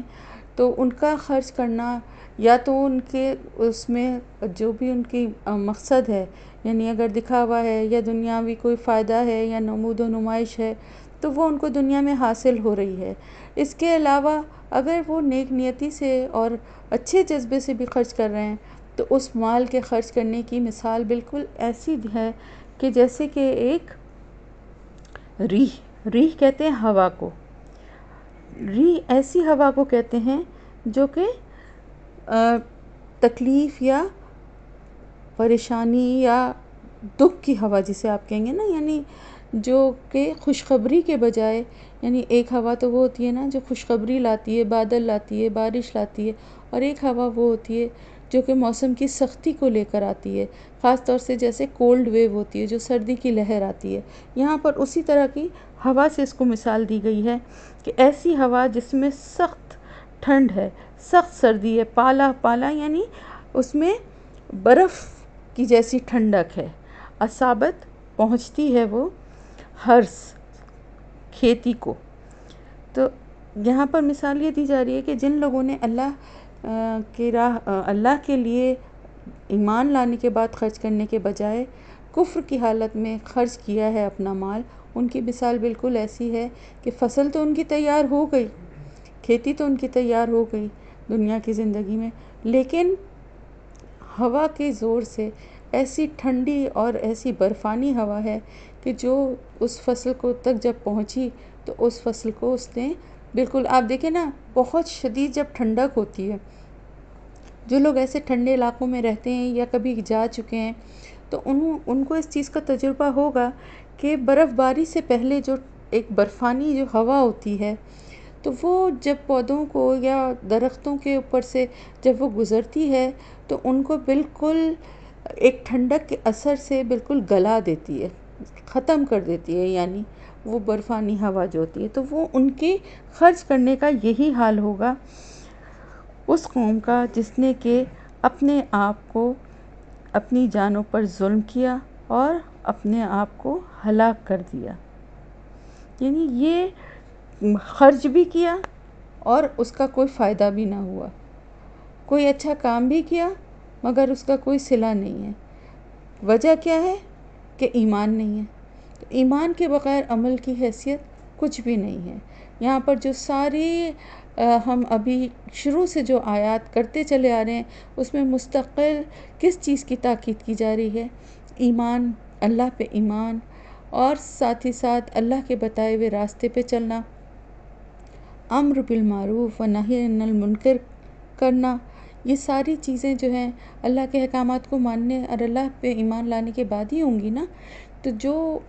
اس طریقے پہ عمل کرنے والا ہے اس کے لیے بھی اللہ تعالیٰ نے بتا دیا کہ اس کے عمل کی قدردانی ہوگی، اس کی چھوٹی سے چھوٹی نیکی، یعنی وہ جو نیکیوں میں جو سرعت یا جلدی دکھا رہا ہے، کیونکہ دیکھیں نا زندگی کا انسان کی کوئی پتہ نہیں ہے، اور وہ عقل مند وہی ہے کہ اس کو زندگی میں جو بھی موقع ملے اس کو فوراً کرنے کی کوشش کرے، کسی بھی نیکی کو، اس کو یہ سوچ کے ٹالے نہ کہ ابھی تو بہت وقت پڑا ہے بعد میں کر لیں گے، بلکہ جو اللہ کے راستے پہ چلنے والے لوگ ہیں، جو ایمان والے لوگ ہیں، ان کی یہ خاصیت بیان کی گئی ہے کہ وہ ان کو نیکی کا جو بھی موقع ملتا ہے اس کو فوراً جلدی سے کرنے کی کوشش کرتے ہیں۔ تو اس کے برعکس وہ لوگ جو کہ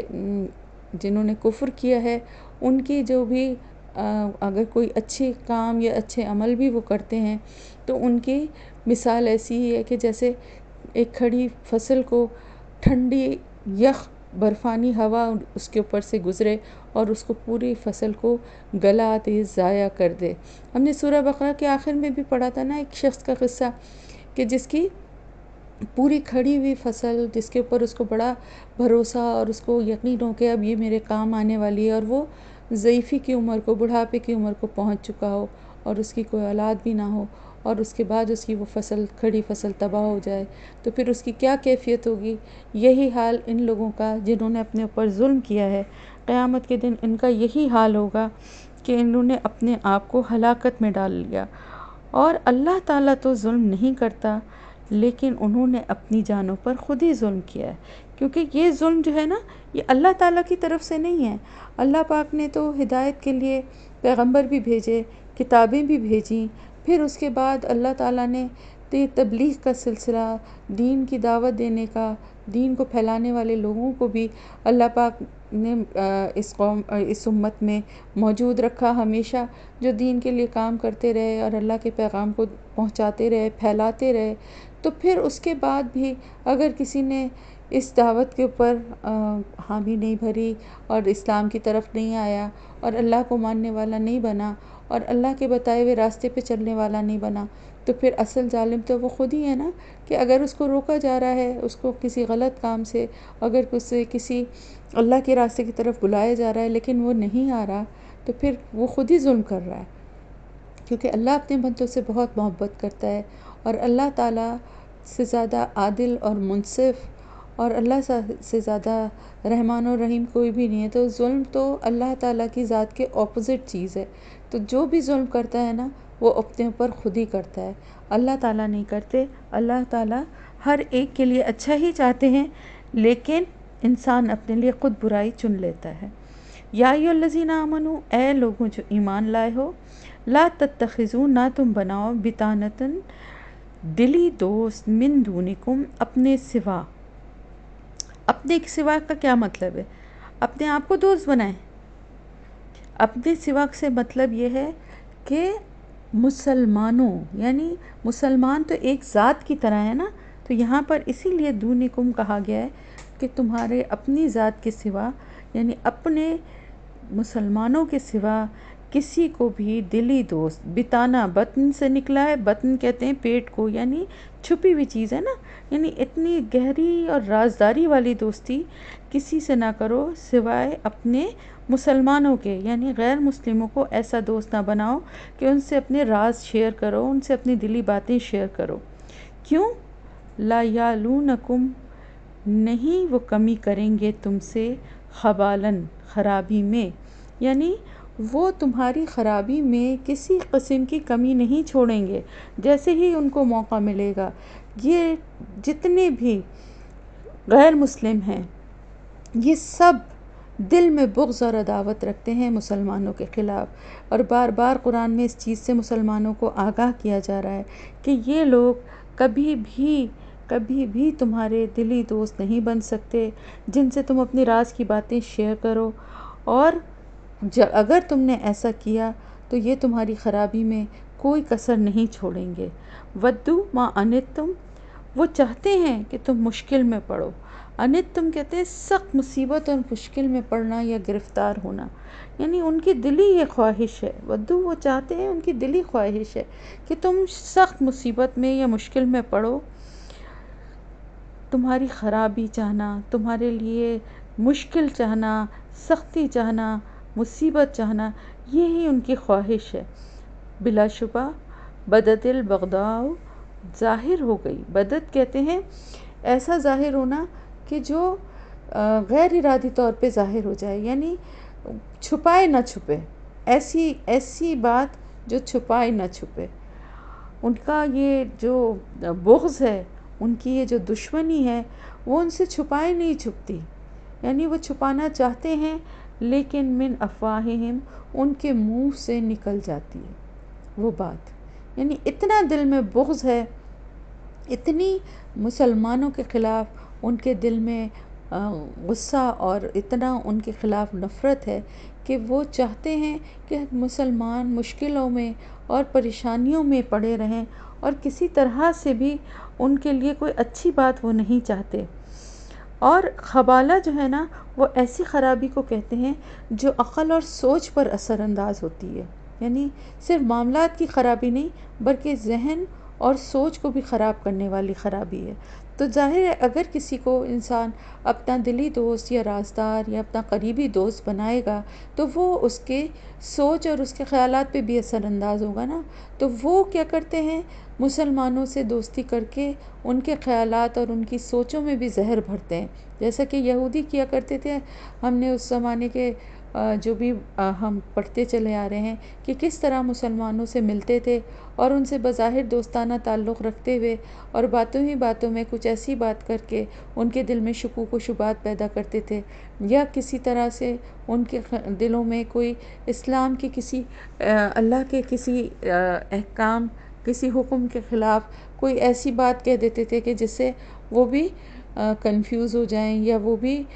شک و شبہ میں پڑ جائیں. تو یہ ہمیشہ سے ان کا وتیرہ رہا. اور پھر دیکھیں انسان، آپ صلی اللہ علیہ وسلم نے فرمایا کہ انسان اپنے دوست کے دین پر ہوتا ہے. یعنی جس کے ساتھ زیادہ دوستی ہوتی ہے، جس کے ساتھ اٹھنا بیٹھنا زیادہ ہوتا ہے،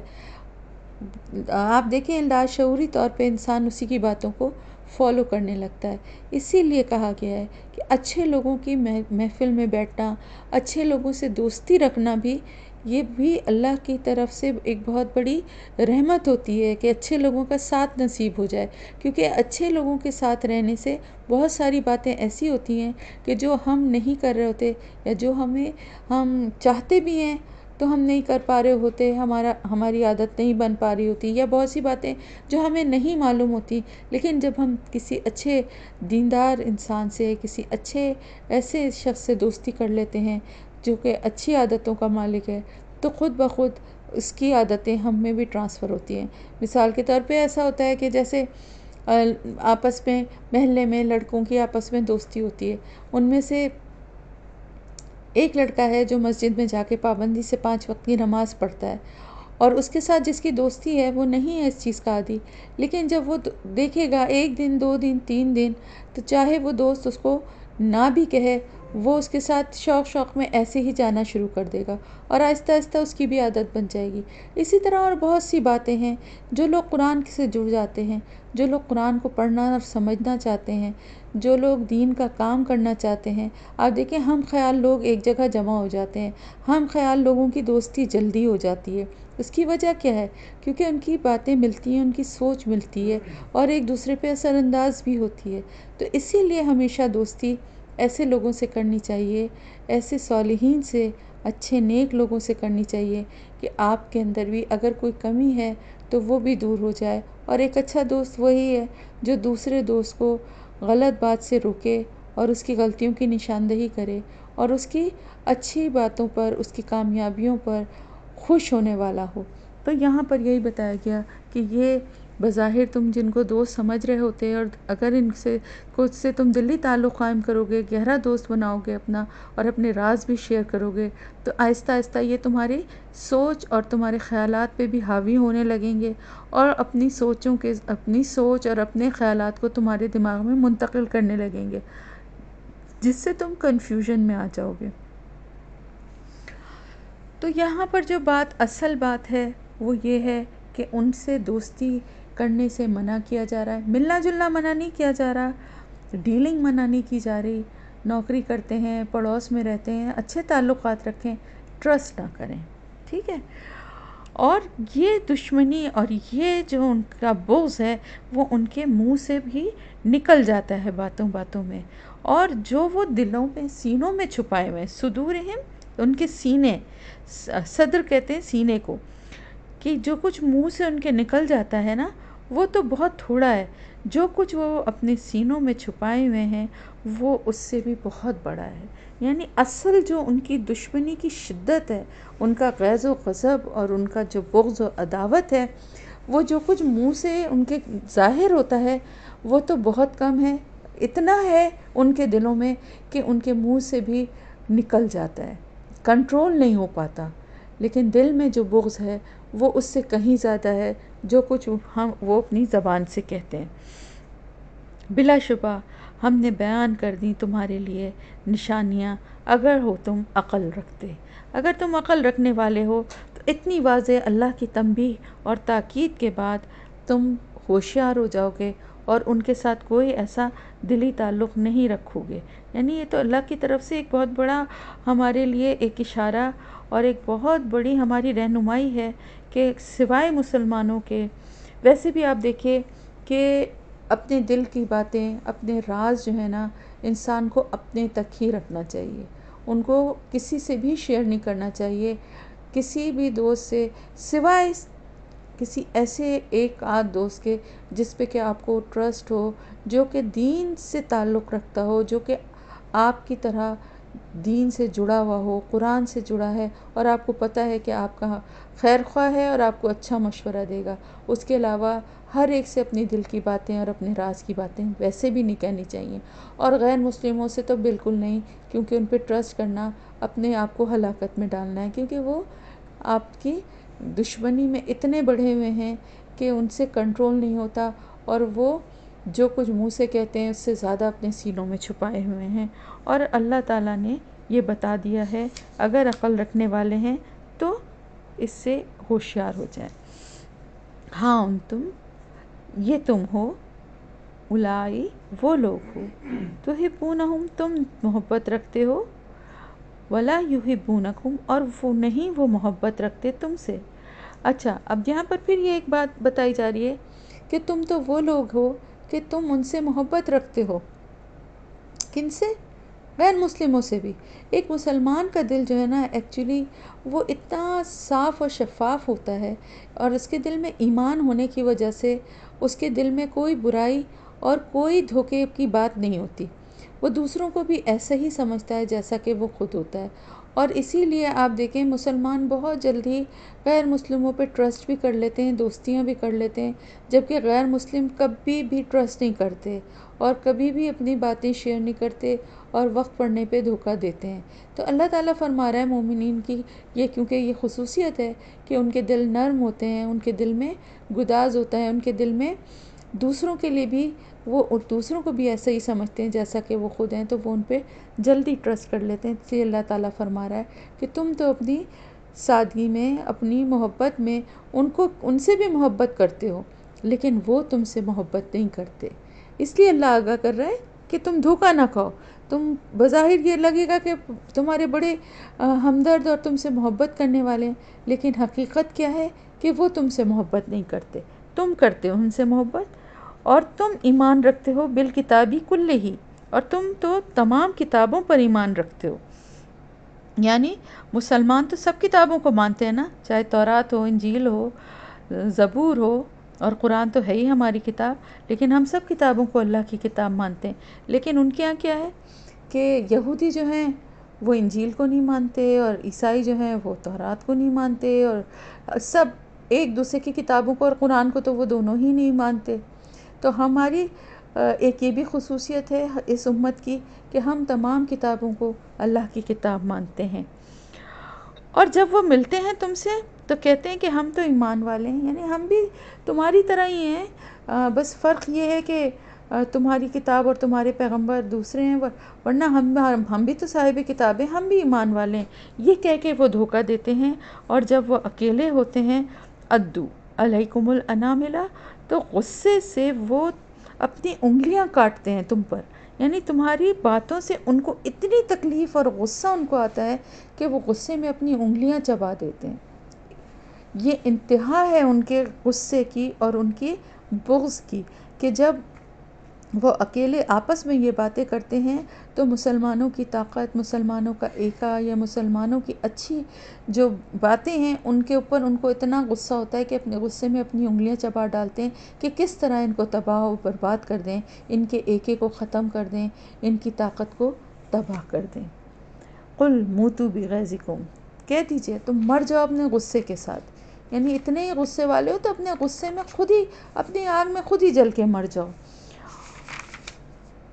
بے شک اللہ تعالیٰ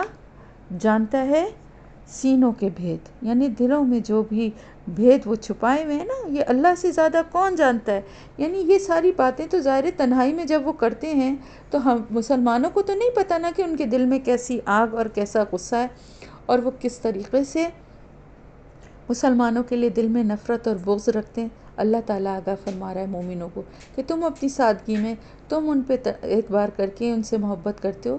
وہ تم سے محبت نہیں کرتے، اور وہ اکیلے جب ہوتے ہیں تمہارے سامنے تو وہ یہ تمہارے سامنے اپنے ایمان لانے کا یا اپنے آپ کو بھی مومن کہتے ہیں، لیکن اندر سے دل ان کے اتنے زیادہ غصے میں،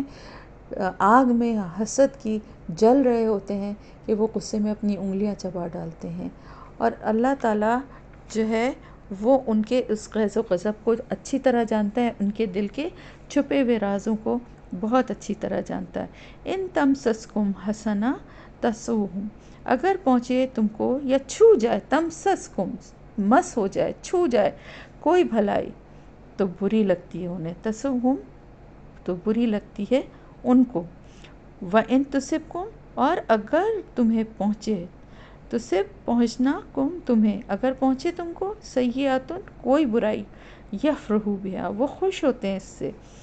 اب آپ یہ دونوں کا فرق دیکھیے کہ تمسسکم ہے حسنہ، یعنی صرف چھو ہی جائے کوئی بھلائی کی، کوئی خوشی کی، حسنہ تو ہر دین اور دنیا کی بھلائیوں کو کہتے ہیں نا، تو کسی بھی طرح دین کی یا دنیا کی کوئی بھی بھلائی تمہارے حق میں جو ہے وہ اگر تم کو چھو بھی جائے، یعنی کوئی بڑی بات نہ ہو، کوئی بڑی وہ خبر نہ ہو، چھوٹی بھی کوئی بات ہے، تو ان کو اتنی اس سے تکلیف ہوتی ہے کہ وہ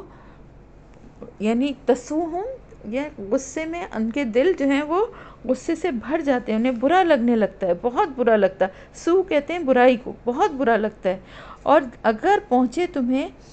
کوئی برائی، یعنی اگر کوئی بڑی سے بڑی کوئی برائی تمہیں پہنچ جائے تو وہ بہت خوش ہوتے ہیں، یعنی چھوٹی سے چھوٹی تمہاری بھلائی بھی انہیں تکلیف دیتی ہے، اور بڑی سے بڑی تکلیف کا وہ تمہارے لیے انتظار کرتے ہیں کہ تم کو پہنچے، اور اس سے وہ بہت خوش ہوتے ہیں۔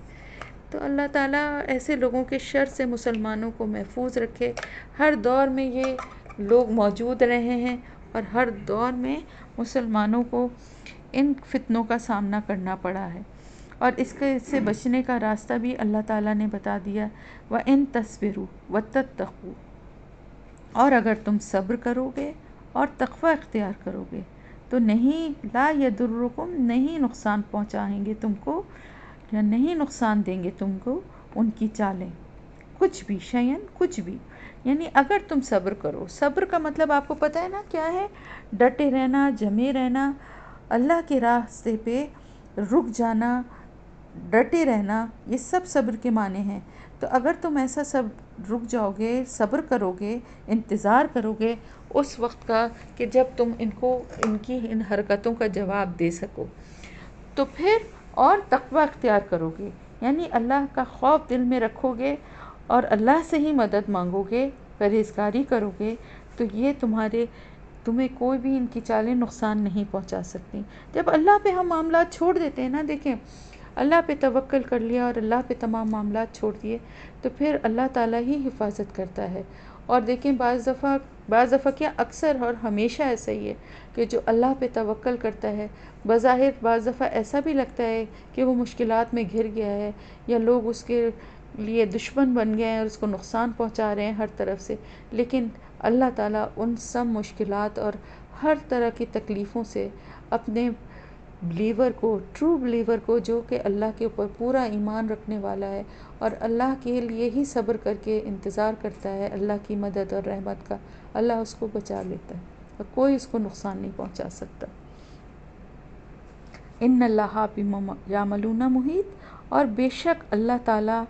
جو بھی وہ عمل کرتے ہیں اس کو گھیرے ہوئے ہے، یعنی یہ سب باتیں جو بھی وہ دشمنی یا فساد کی کر رہے ہیں،